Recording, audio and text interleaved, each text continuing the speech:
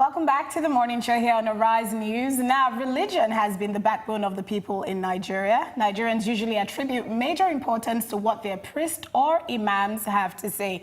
This relationship often gives religious houses power to be a pivotal change within the community. So when crimes are committed, such as sexual violence, within these institutions, they're considered grossly atrocious. Muslim women have cited a reluctance to seek help after experiencing sexual assault for culturally specific reasons and for reasons common to all sexual assault survivors. The reluctance is usually attributed to fear of bringing shame and dishonor upon the victim's family, fear of reprisals, of not being believed, and a lack of culturally sensitive services that are targeted to the needs of religious women. Now, the question is, how do we dismantle such oppressions within the institutions? And joining us, our guest of the day, Chini Angela, welcome back.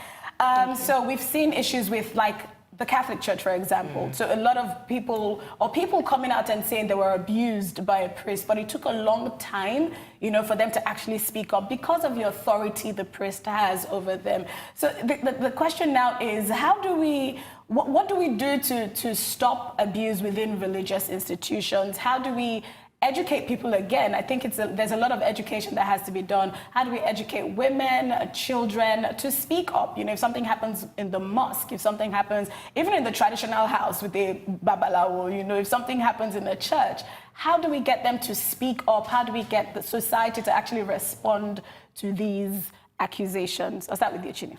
Something I think has played a huge part in recent years is social media. So now women are seeing that other women that have come out about these issues, they're gaining, love, they're getting respect, they're not being turned. I mean, there's still, like, obviously bad news and bad people saying bad stuff about them, but they're seeing that more people are, more receptive to hear about what their experiences have been. So I think social media and just being able to express yourself, has played a huge part, and I think that's something that needs to, continue to be for them to be able to express themselves some more. So I think that's one thing that we need to do. Another thing would be obviously to enlighten people of what is going on, which also goes back to social media, because then before we had no idea that priests would do stuff like that. So you had no idea that women are being raped in churches, in the mosque, but now we know more and more. So I think that helps a lot. Right, Jola? I think if we're able to make sure that the lines are not blurred, so there is the role of the church and then there is justice. And I think that we should educate women that by seeking the other, you're not doing anything wrong.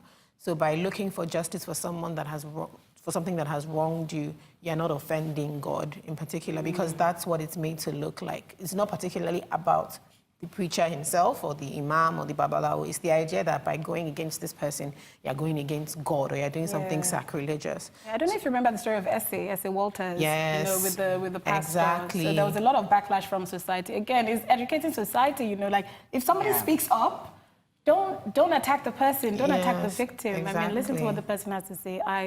That's what I just believe. Yes. Yeah. There's a lot that needs to be done, and it's a societal thing as well, because and also it's not just in Nigeria. I mean, this happens all over the world, but because it's almost like we are still growing in that aspect of modernization, we need to find a way to keep our culture, but don't let our culture restrain us from movement.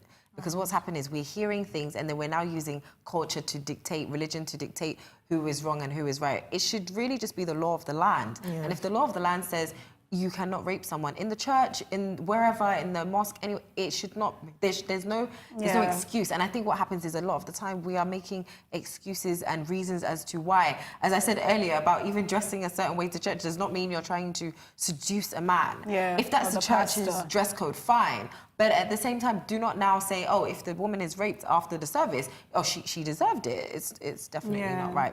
Thank you so much for coming on the show and enlightening us. Thank you for having us.